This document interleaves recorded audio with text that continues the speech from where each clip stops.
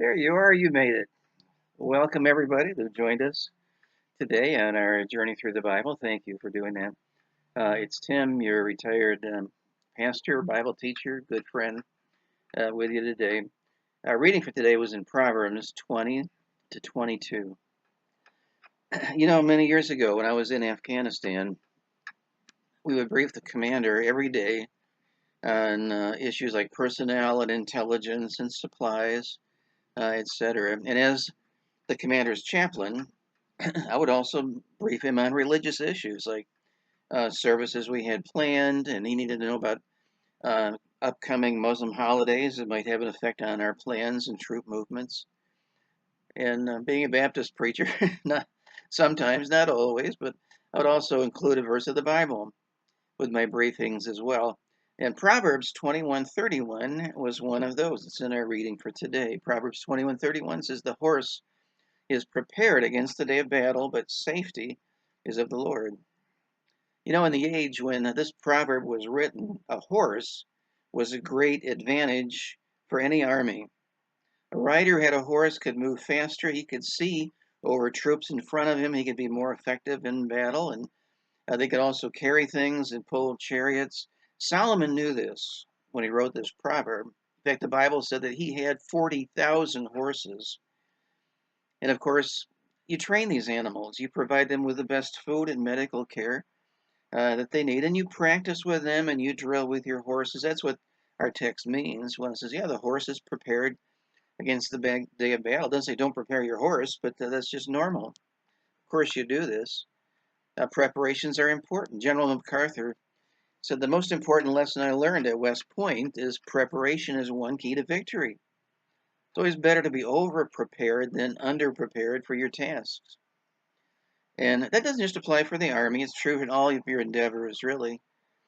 Before Billy Graham died, someone asked him once yeah, if he would do anything differently if he had a chance to live his life over. And I thought his answer was interesting. He said, if he had a chance to do that, he said, I would study more and preach less. And that may surprise some people because he was so successful preaching to millions of people, but it makes perfect sense to me. The amount of study that goes into those sermons determines the quality of the sermons that we preach.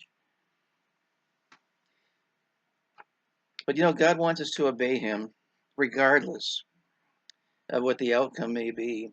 And yes, make those preparations, but whether victory is likely or not, obey God, do your best. Many times we go to work not sure if we'll be victorious in our endeavors, but the point is, God is the ultimate giver of success and victory and accomplishment. Don't misunderstand, this is not a guarantee of victory. Remember, God called Isaiah to be his prophet, and then he told him at the very start, people are not going to listen to you anyway. And eventually he died as a martyr without much success on this earth. But can you imagine the victory parade awaiting for this great prophet in heaven when he arrived there? So, yeah, the truth is you may prepare well and still lose. You can prepare well, and God may give victory in his time and not yours.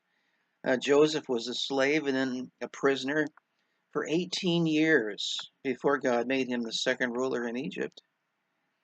And I have no doubt that was God's timing, not Joseph's. If you would have asked Joseph, he would have said that, let's speed this up a little bit if that's what the plan is. But no, God has perfect timing for these things.